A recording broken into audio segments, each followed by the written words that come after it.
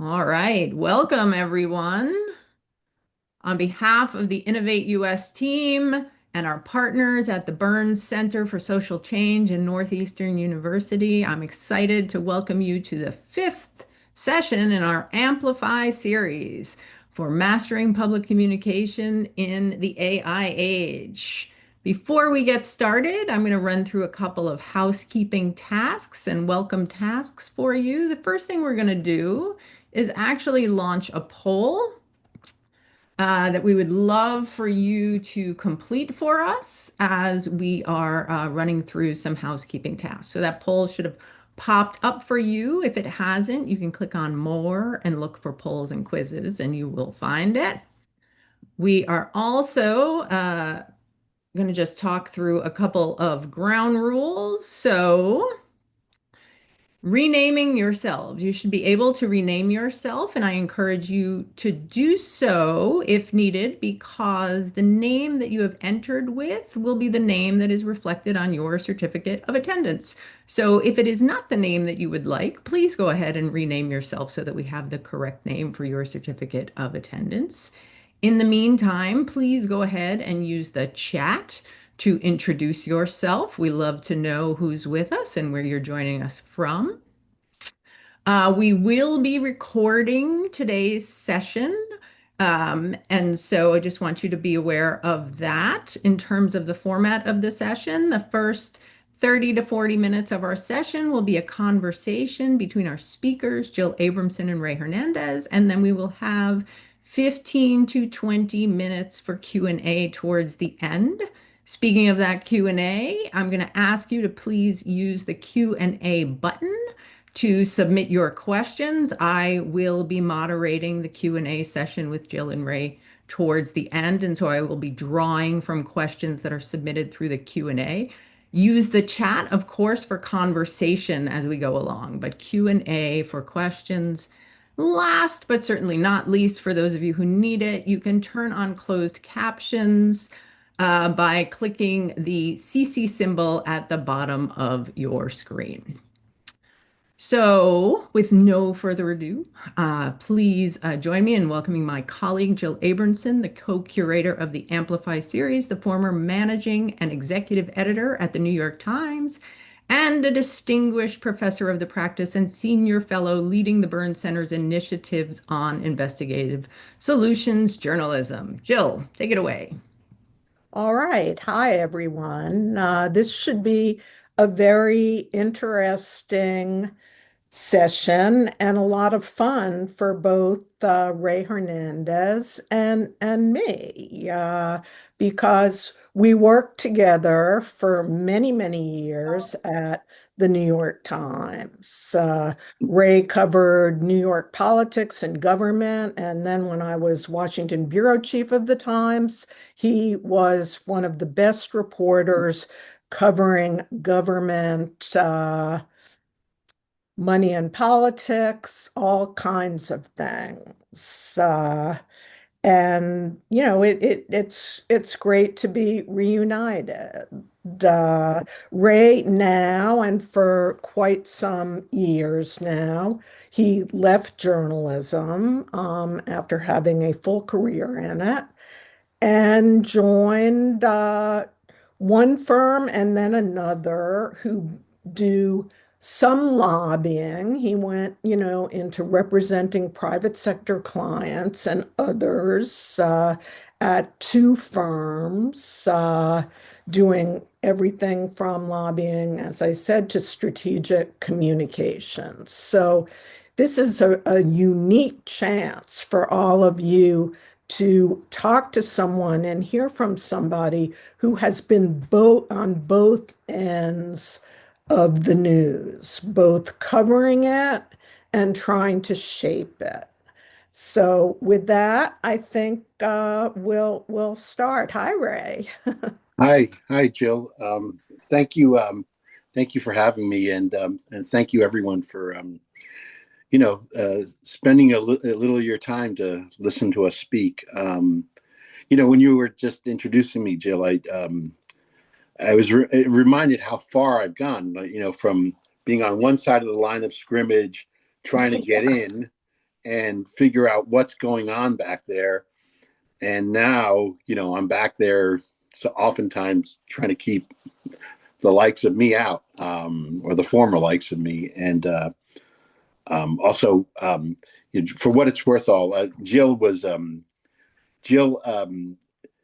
really helped me. I don't know if you remember, in the early years I was covering the Clintons, and Jill was an extraordinary resource on how to cover a very challenging beat, I um, would say. to say the least, and gave me some really cool tips. That worked through me. So thanks for that, Jill. I don't think I ever thanked you. Oh, well, you're very welcome. And I remember very clearly when you were in Washington that you have a great nose for news. Thank you. So I thought we could start off with a very basic Mm. issue, which is, what is news? What makes news? What attracts the attention of the news media? Yeah, that's a good question, and one that I really haven't thought about in a deep sense, in a while. But I used to teach a class, uh, in introductory journalism, where I'd always begin with the dictionary definition of news, which goes something like this, right?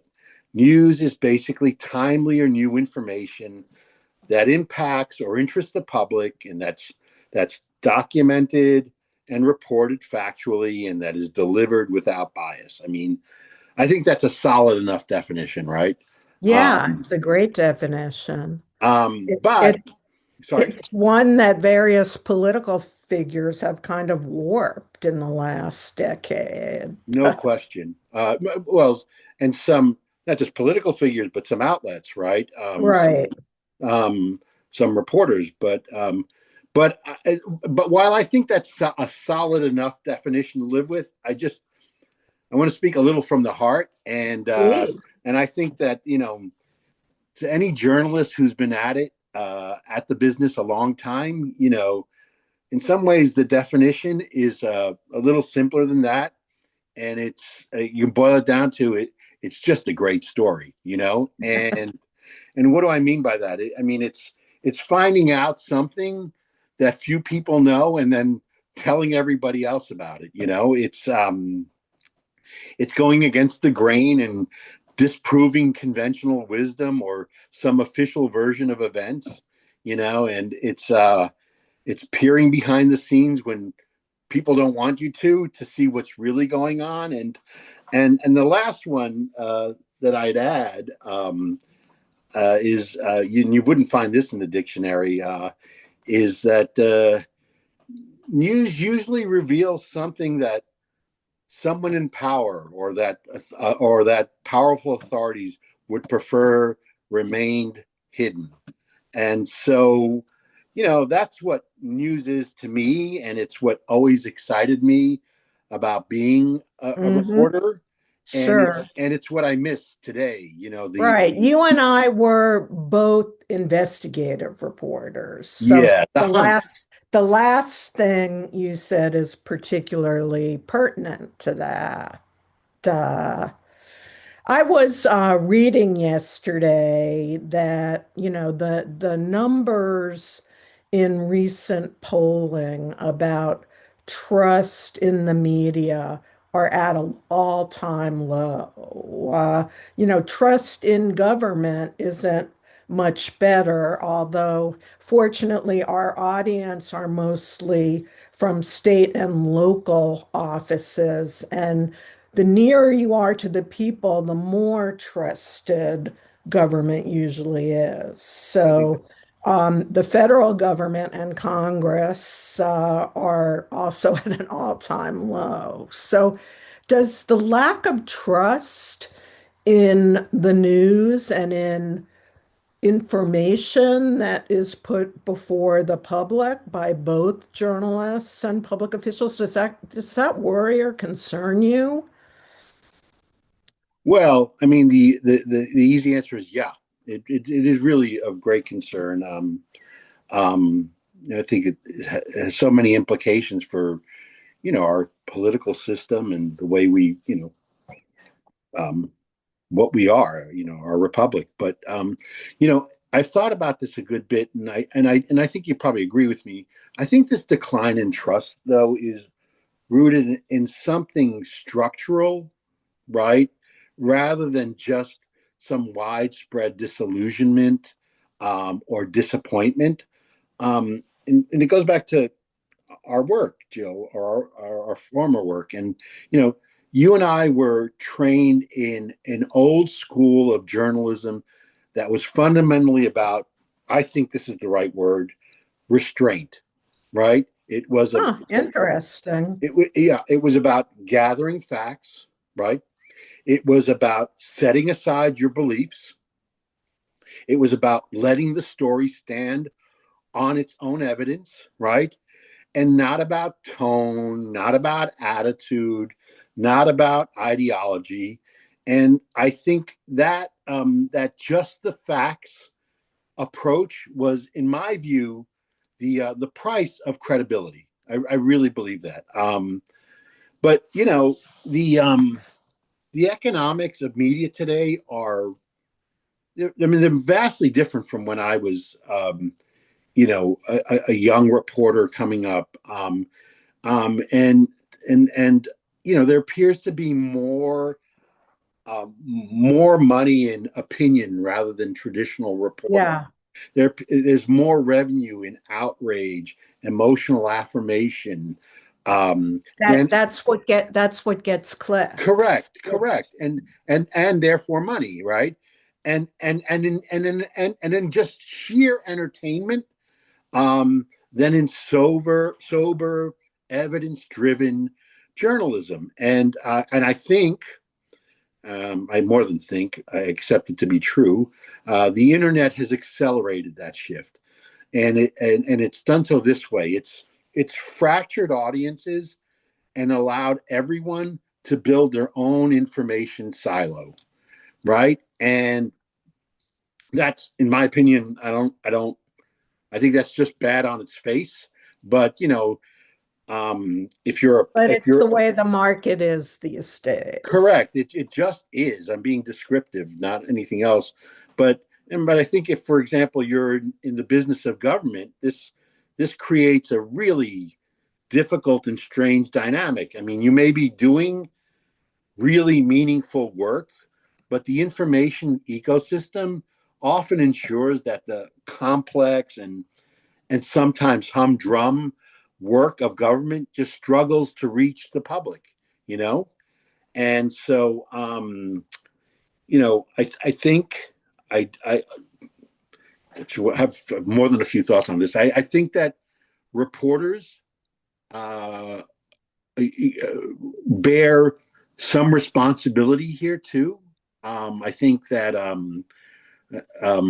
when journalists publicly express their ideological positions on social media or go on, Yeah, I hated that. yeah, and I did too. I really did. Or go on, uh, TV, TV to do play, punditry on yeah, television. to do punditry, right? They're often implicitly saying that their opinion is more valuable than their neutrality. And that's how I see it. And Right. when I did the job, I got tons of invitations to do these shows, and I was encouraged to create I think it was then a Twitter account, and get out there. And I get it. I understand why. Yeah, you were kind of encouraged to become a brand as an individual journalist There you instead go. of just relying on the beauty of Yes, this as the brand. that's the brand. I mean, I always said, I like when I left the New York Times, I thought, oh my God, like nobody's ever going to call me again because I'm losing my last name, which was Raymond Hernandez of the New York Right. Times. I had that exact same anxiety. I like to think that journalism has evolved a bit in a positive way because, Hmm.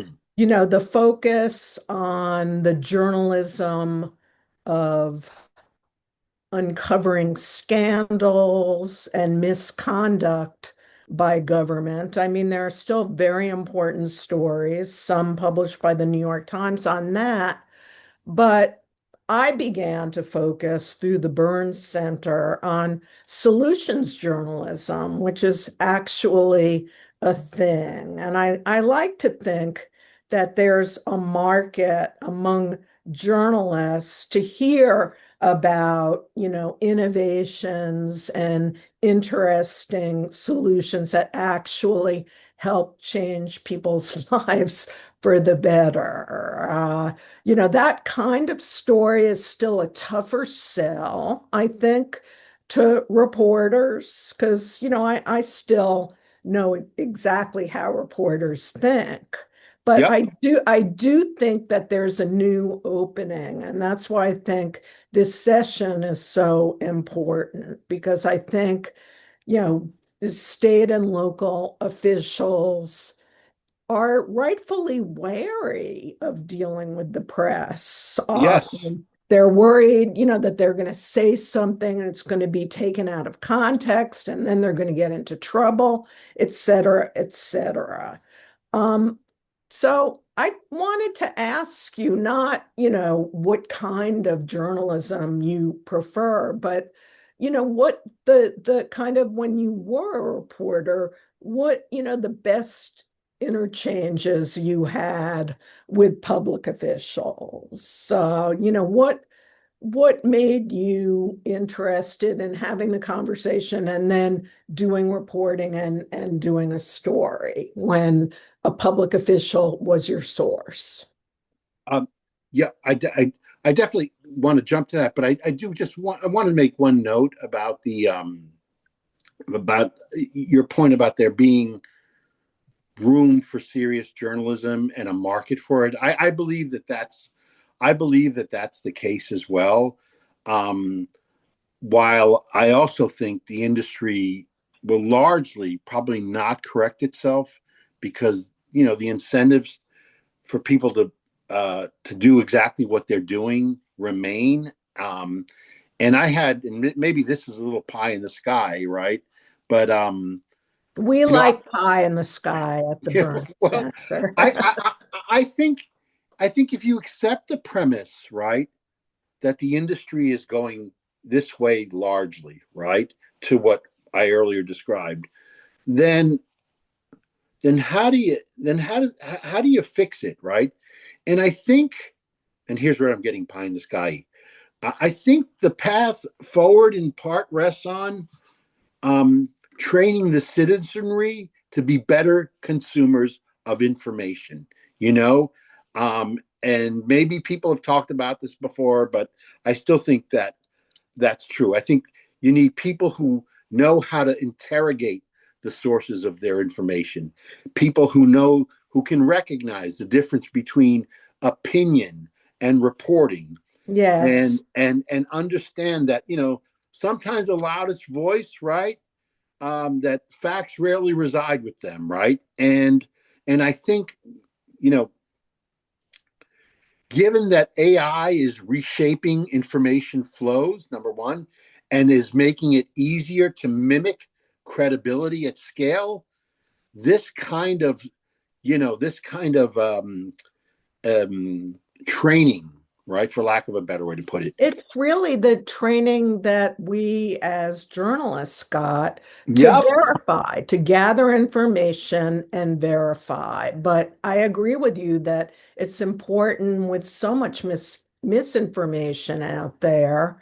Uh, Having the citizenry be able to verify and figure out what sources are the trusted ones Right. and what are not, because there are efforts to mimic news by all kinds of Yeah. private Oh, yeah. interests. So Including, you've seen it yourself, I know. by the way, and this includes industry. I mean, like, Right. it's one of the interesting things I found going from our side of the line of scrimmage to this other one is that industries out there creating news sites, right? They're out there, like they're funding them, hiring reporters, and driving their message. So this critical faculty or ability is huge in my view. And you're right, Jill. It's a great point. The lessons we got as journalists on how to do that, just they're really, they it's almost by osmosis. Over the years, it's just you just get it.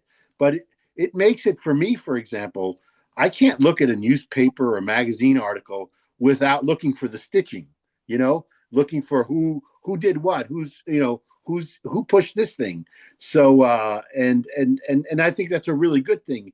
And maybe, in terms of how you do it, maybe I'm talking about, maybe it's something as simple as, instruction in, middle schools or high schools, much the same. Yeah, I mean, there are news literacy programs. I actually have taught a few of them Oh, to, really? yeah, to fifth and sixth Oh, graders. that's great. Yeah, because I think it's not. It's. I mean, how is it different from the old civics that was once taught? Right. I mean, it ought to be part of civics, especially, in an open republic like ours. It seems to me, you need discerning Yeah, and consumers and voters. I totally agree. And I think it's very important, therefore, that citizens understand the important role that government at all levels plays in their life and what Yep. the members of our audience actually do for the public and how to present yourself as a when you're a public official as a credible source. So Yes. that's why I asked you the question Well. about like whether you'd had some good Yes. interchanges. So yeah. So first of all, and I think the question was, um, what were the best kind of relationships that I had with the governing class, right? And or whether I had any.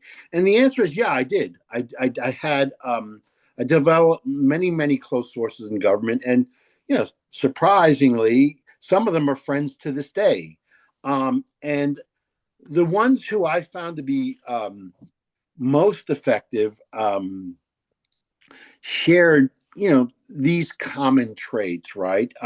Starting with, I think the understanding that a reporter, right, or journalist is not just a distribution channel, which, by the way, is a very prevalent thought in communications, right? The reporter is not a stakeholder; it's a channel, right?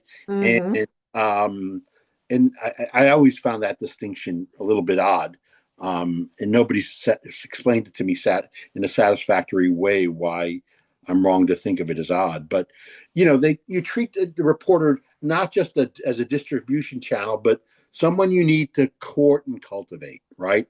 This is a long-term thing. And the relationships that work best usually involved officials who invested in genuine sort of human interaction, right? Which is, meeting in person, right? And these are simple things, right? Meeting in person, checking in even when they didn't need coverage, particularly when they didn't need coverage, right? Offering to investigate, help you out and investigate it. Right. And the investigate part, how to understand complex issues. I mean, that for me was a key Yes. reason I would call, communications officers at the federal, state, and local level. I really needed Yep. quickly, if I was on deadline, to understand the problems they were dealing with. 100%. And when they could help you that way, and even if they didn't have, you know, an immediate agenda, right? But they helped you, they talked you through it, or they shared something, from behind the scenes, right? And gained nothing from it. that, that only lifted my esteem for them, my you know and I think in the long run that built a lot of trust and made me look at them as sort of indispensable to my daily work. And as a communicator now, I think when I can establish that kind of relationship with a reporter, I know I'm doing something right. I really do. And the other thing I'd say is, and I'm sure most people know this, so I almost feel bad bringing it up, but I think, the most skilled public officials understood the realities of journalism. So what do I mean by the reality? That meant, responding quickly, right, at certain times, meeting our deadlines, providing accurate information, like don't play games with me, don't spin me, right? Don't overpromise me. And then this is a big one. This one drove me crazy, and maybe probably drove you crazy, Jill. And don't go dark, right? When a question's inconvenient, at a minimum, call me up on background or off the record and say, Ray, listen, this is a nightmare in here. Like I can't, like I'm not going to get anything for you tonight. Like you may as well go home and have dinner with your family because we're not going to give you anything, right? If I get anything, I will. You're at the top of my list, but this going dark business, that is a Yeah, not sure. I'm Sorry. shocked to just to underscore your point on an average day reading the Times, how many stories have the White House refused to answer questions? So and so officer didn't return my calls, even if Yep, they're the communications officer. that's crazy, It's right? pervasive. Yeah. I So mean, I think that that's such a great point that even if you can't really talk or divulge information, never just don't respond. And someone who opens the door, usually gets a better shake and better coverage than someone who just keeps it shut. Don't you think? 100%, right? If you just open the door, tell me why, why I can't talk, Ray. It's my job, blah, blah, blah, right? And then I'm going to just, I'm a human being. I'm going to go, all right, this guy's being respectful. But the guy who's playing hide and seek with me, well, his life's going to be miserable the rest of that week, you know? And Yes, I so do. Yes, I do. I'm sure you do, Jill. The phrase that always cracks me up when I read it now in an article, you don't usually hear it broadcast. It is, Ray Hernandez refused to speak because he wasn't authorized. Oh, that's great. That's a favorite screen these days because usually, the average person, unless they're the communications director, like people in our audience, they aren't authorized. But well, you well, know, for for most of my career, public officials usually would speak. It may have taken something of a rigmarole to get through to them, but when you did, they were usually honest. They'd tell you if they couldn't tell you something or if they didn't know something. the other thing is that wording, those disclaimers, uh, Yeah, I noticed them a lot with um, the use of anonymous sources, right? yeah. Like, and I think um, When when we worked at the Times, the executive editor at the time, Bill Keller, was trying to really reduce the number of anonymous people quoted or but when I felt like when people discovered that so and so spoke on anonymity because he or she was not authorized to speak, I felt like that became like a huge trend. yeah, It It, did. it was And too much. Bill Keller, who was executive editor when we both worked in Washington, he would call the officials who demanded anonymity and therefore were quoted without a name attached to it. He called them anonymice, which I loved. Uh, Anonymize? That's Anonymize. And for members of our audience, I mean, there's a tremendous temptation, I'm sure, on your parts to say, I'm giving you this information for your background. I don't want to be quoted. I don't want you to use my name. But often that's become kind of a reflexive yep.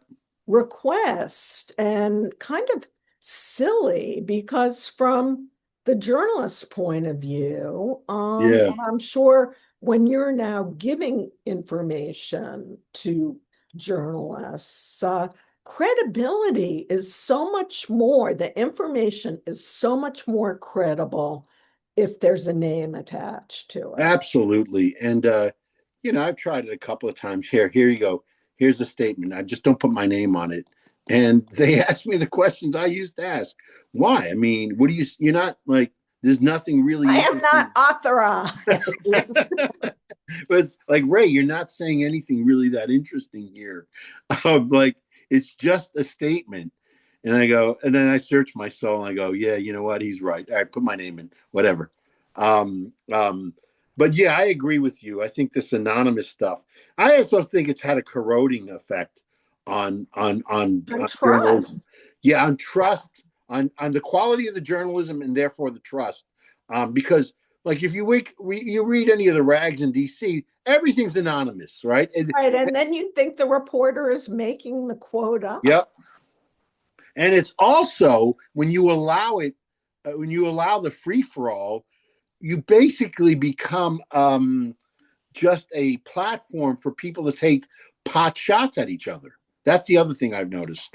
Right. So I would encourage, the members of our audience. This is kind of a humorous one because of what I was saying a minute ago. But because information coming from a named source is so much more valuable to journalists, I would suggest that, officials involved in communications, that they get authorization because of I mentioned earlier, I think, the motive for asking for anonymity when you're a public official is like, ooh, I don't want to get into trouble or see my words taken out of context. Yep. I think that's the fear.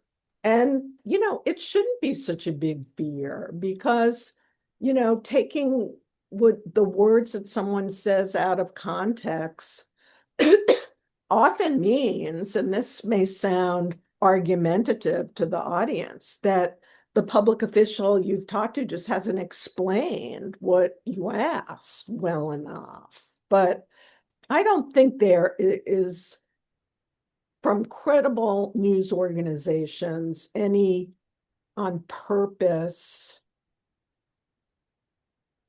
Misconstruing. desire to twist anybody's words. I mean, we're, sticklers for accuracy, and we're trained to quickly take down what somebody says word for word, right? Yeah, and you know what I do, because I sometimes live in the realm of paranoid.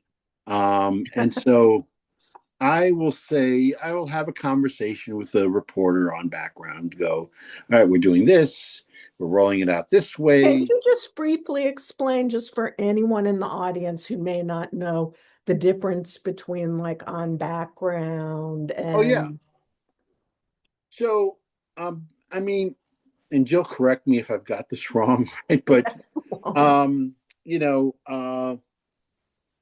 on background means this is information I'm giving you that you can inform your story with, but you cannot attach to my name. Or if I want to stipulate even further, or to my organization.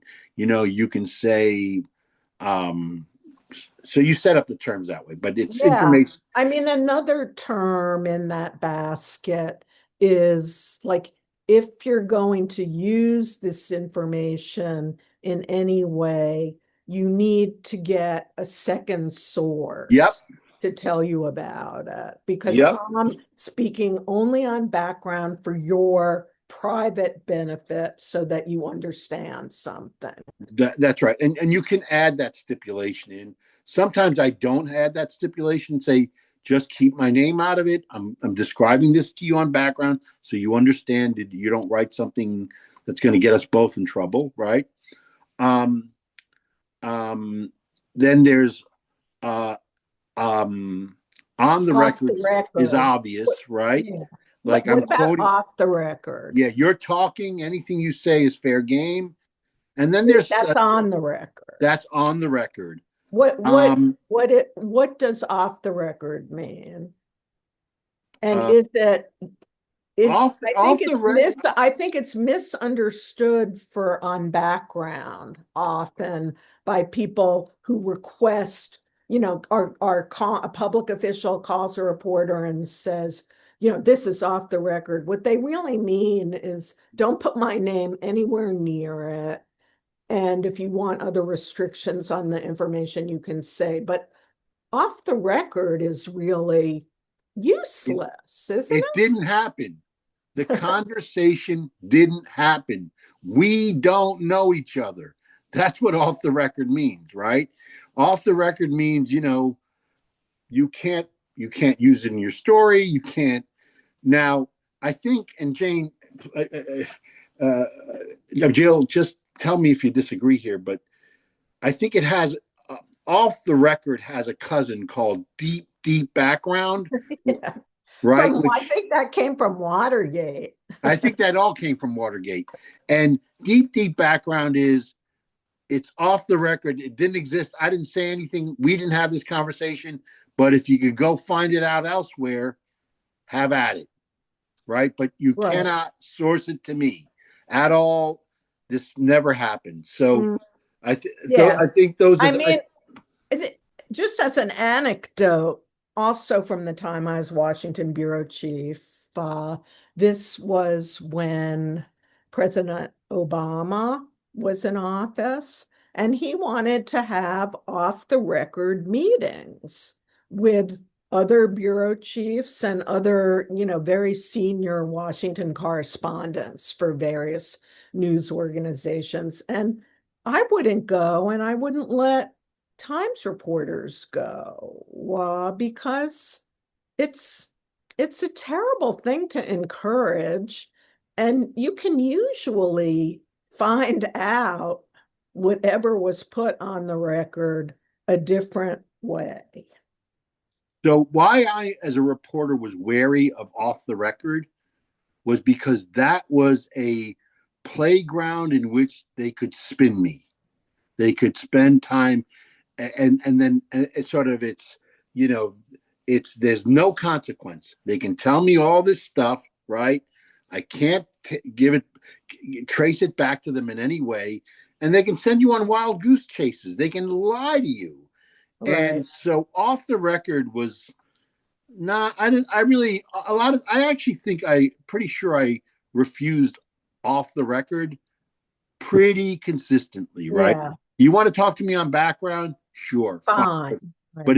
if you want to do this, um, you know, I'll give you an example, just a little example. It involved a pretty prominent lawmaker with jurisdiction over uh, a uh, a tax bill that was going to be placed on, I think, private equity, right? And this lawmaker raised a lot of money from private equity, and the liberal part of his party had it and said, no, we're going to start taxing blah blah blah and blah blah blah, right? So it become quite a big political fight, and this lawmaker grabbed me and the fellow I was writing with, Steve Labaton, and brought us into his office and said, because he was being described as an obstruction to the passage of these taxes, right? on his friends on Wall Street, and he said, we kept pressing him. What are you going to do? What are you going to do? He's like, I'm weighing it. I'm weighing it. I'm weighing it. I'm weighing it. And so we were like, all right, well, we still have a story, right? He is an obstruction. He's not doing anything. One of the most powerful voices in Congress is not going to do anything. But then he said, but off the record, guys. And I was going to go, no, I'm not doing off the record. But my colleague said, sure, off the record. If this thing were on my desk today, I would vote for this tax and I would do it in a minute. So anyway, our story ran, caused him great headaches, right? By being the obstructionist on the left, right? They all beat up on him. And he ran around the building, the New York Times building, reaching any senior editor he could, saying, do you know these guys? I told them off the record I would vote for that bill.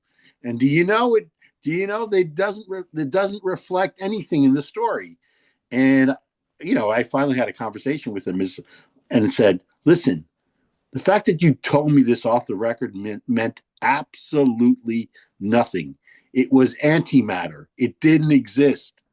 And so that's a perfect example of how to be manipulated by an off the record somebody. Right. Well, unless you know your terms. If you do know your Mhm. terms, then You used a great phrase at the beginning of our conversation, which is, journalism that lets readers see like a little bit of what's behind the curtain of yeah, government.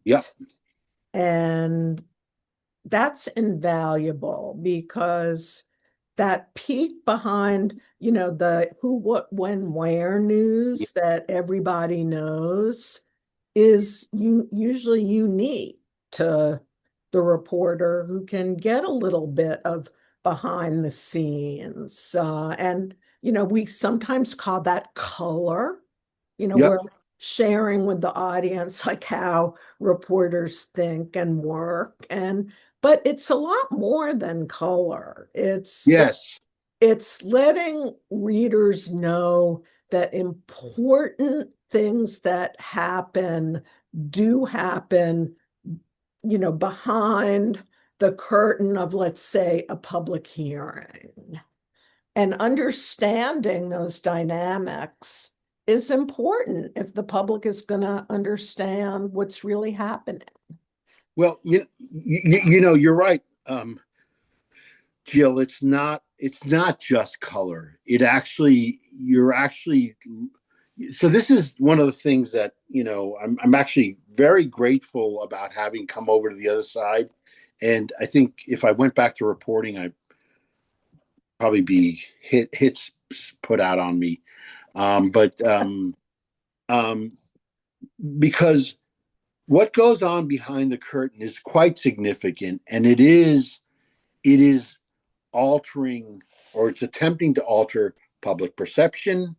It's attempting to alter the parameters of a debate over policy, Mhm. or regulation or law. And if I could just do a quick little segue into what I found to be, one of the most eye-opening, um, striking things I discovered when I went from journalism to public affairs.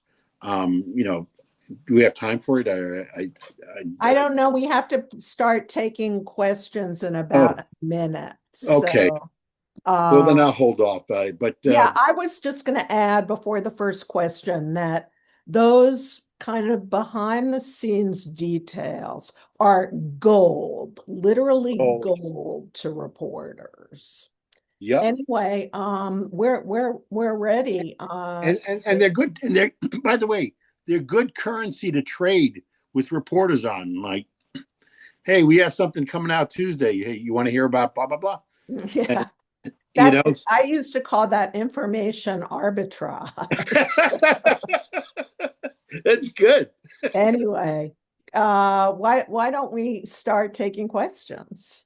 Yes. Great, great. So I will go ahead and use some of the questions that we have in the Q&A. I'm going to start with two, I think, of the more straightforward questions that were related to sort of your conversation around how you communicate on the record, off the record, with whom, background, etc. And so we have two questions. One is, for folks that actually don't have authorization, for our non-public affairs, non-communications folks in government, like what should they actually say when they get a phone call from a reporter, from your perspective? And then coming back Should to the, refer the call to the communications person.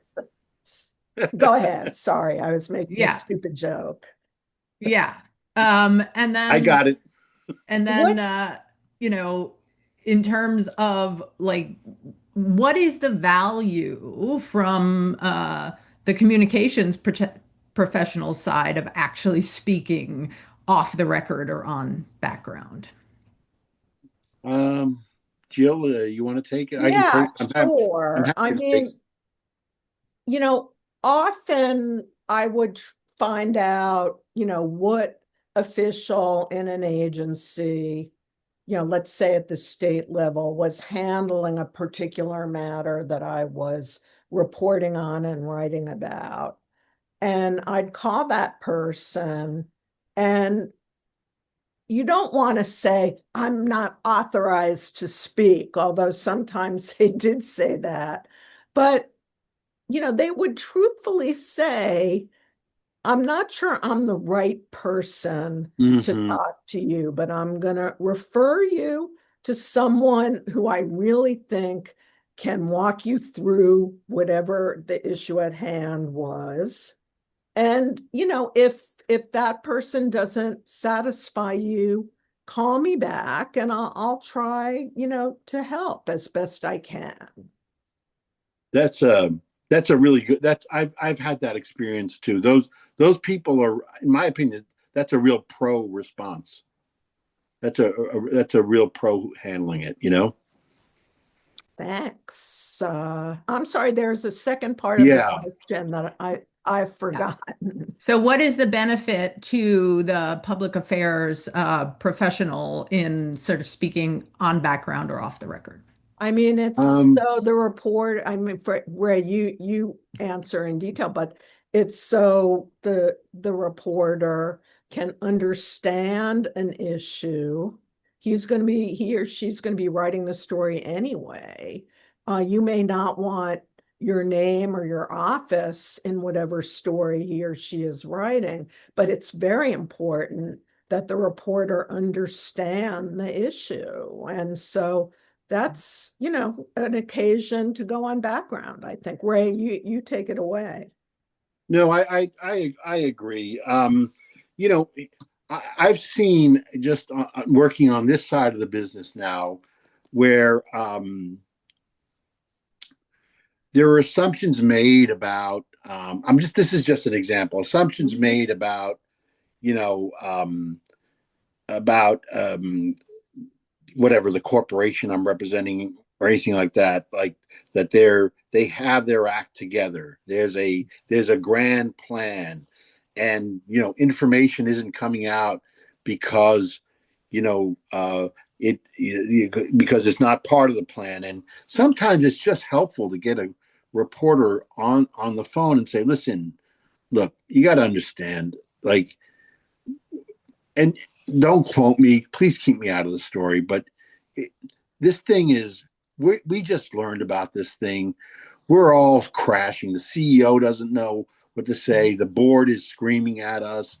The lawyers don't want to comment at all. And like, I'm trying to get you something coherent. Please don't put this in the paper, but like nobody, there's no plan here to obstruct, to deny you information.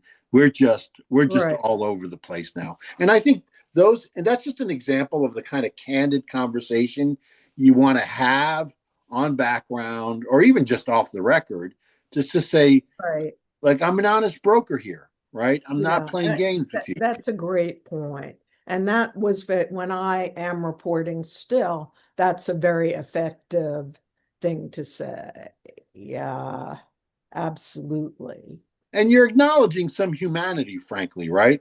Like the Right. people I work with are nuts and they're driving me crazy. And I'm Right. going to try to get you something. I swear to Uh, it.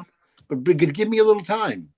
right. That the humanity that you just talked about, it's important for the people we're talking to understand that, journalists are human Yep. beings and, they have empathy, and don't assume that they're always going to focus on the negative. I don't think that that's true. And I think that's another fear that contributes to the proliferation of anonymize.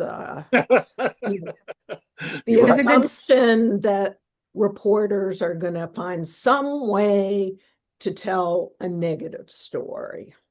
this is a good segue, Jill, to another question, which is given the negativity bias of the news, Oh, how can government communicators get good news published? well, go ahead, Jane.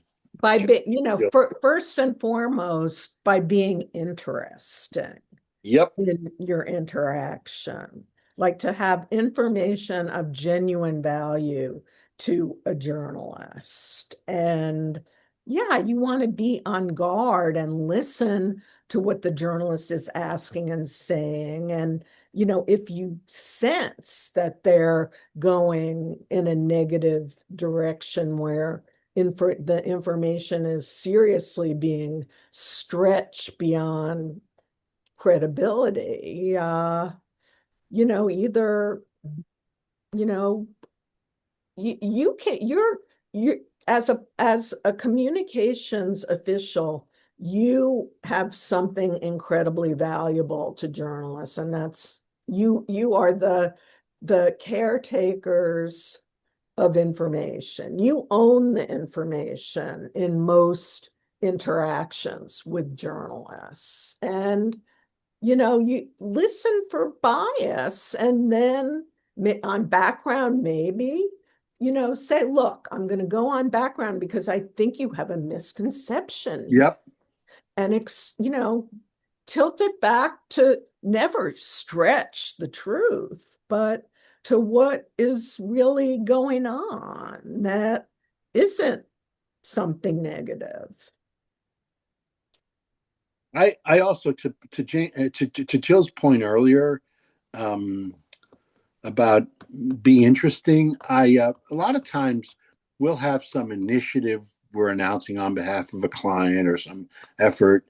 Um, our team or I like to um, and you all probably do this as well, but it's worth saying. But um, if there's a way to contextualize whatever you're doing with, do a little research before you drop your announcement, right? Is this a nationwide effort? Are you leading the way? Are there other Right, communities struggling with this, right? And so that you can pack the thing with right. reportable facts that will Yeah, help you get to the, you know, not the get past the first and second graphs and give you stuff to write about. I remember even as a reporter, like, there's no stuff here. There's nothing to say. This is all air, right? So the more you can provide information that I provide new beats for the right. piece. And new meat, but also a great way to, especially if you're dealing with a national publication or news organization, is to, if you have the local angle and local information about a program that's tied to a national issue, even a controversy, that's a very good way to kind of sell a story to a reporter, even if you're from a small place, that because that's the paragraph, even in podunk, Yep. this is happening. One politician, and Jill, I think Jill probably knows him much better than I do, but I know him very well, having covered him for years. But one politician that was terrific at this was was Chuck Schumer.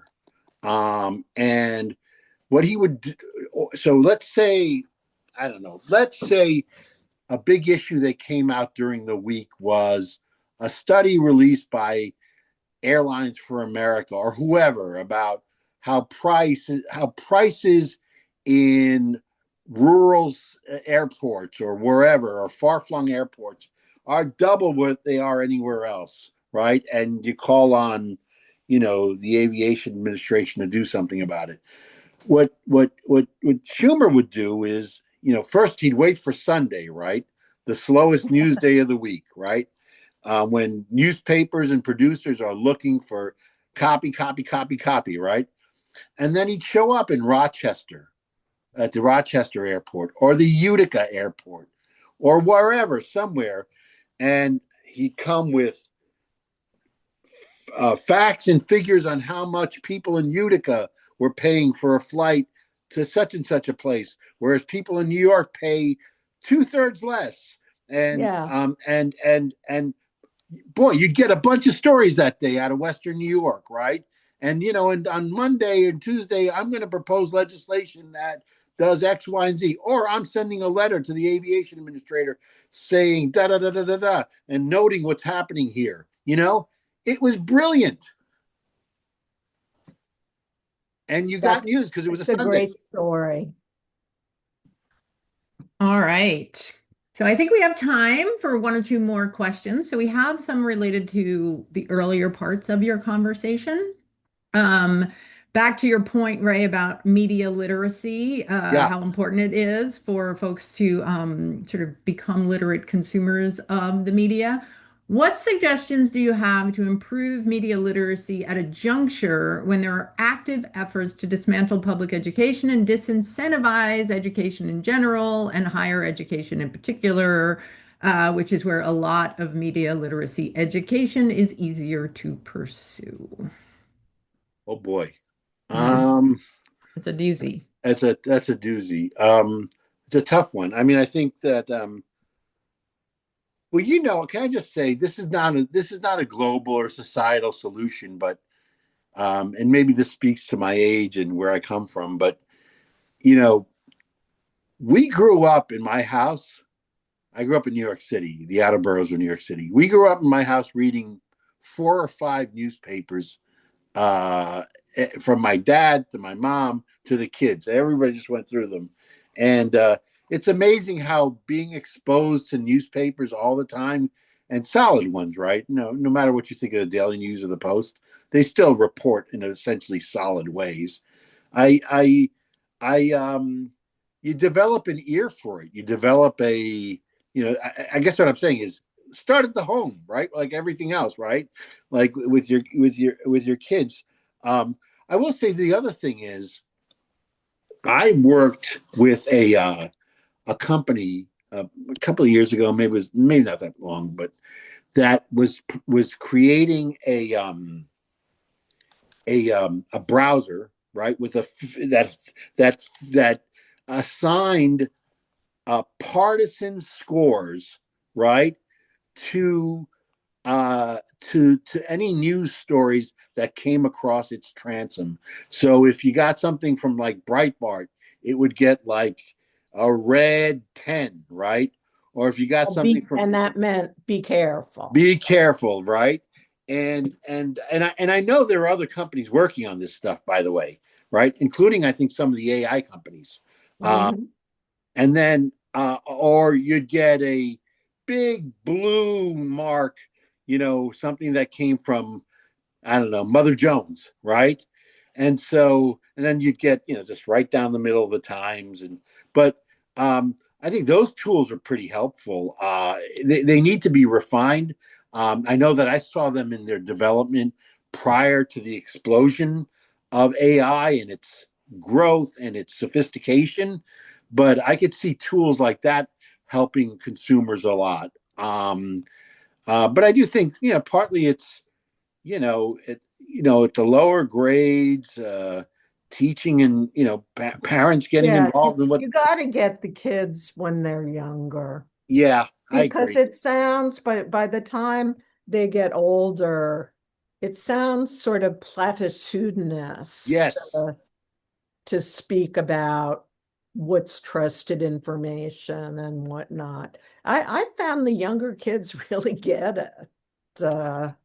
Yeah. And they're And they great. go home and talk to their parents about it. And No, I agree with Jill. It's got to start young. It really does. yeah, Um, and with the rest of us, we'll I rip them up. wish there were more funds for public education to be able to do that. Civics isn't taught in many Nope. places, but I'm hoping for a renaissance. Yeah. I mean, I do think that the issue of news and objective news, trusted news, is sort of a core issue for our society, period. Yeah, Period. absolutely. And if we don't have it, I just don't know how you have a functioning democracy when Hmm. we can't even, and this has been said by others, but when you can't even agree on basic facts to argue over, how's it going to work?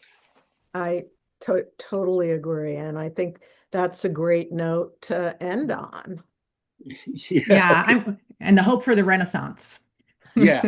The hope for the Renaissance. Okay, so I'm so sorry to those of you. We do have a couple of unanswered questions in the Q&A, and I apologize for not getting to all of them, but I want to thank our speakers, Jill and Ray, for sharing your expertise with us today, and to thank all of our attendees for your participation and your question today. Quick reminder that a survey will go out, so please keep an eye out for that. And last but not least, just wanted to flag our upcoming workshops in the Amplify series. So we're going to take a little break. We're going to go on hiatus and Amplify here until the new year, but we will be back on January 12th with Jill and Marianne McMullen speaking truth to power. And then that same week, January 14th, effective communication for the public good with Congressman Brian Baird and Jill once again. So please mark your calendars for those. And thank you all so much.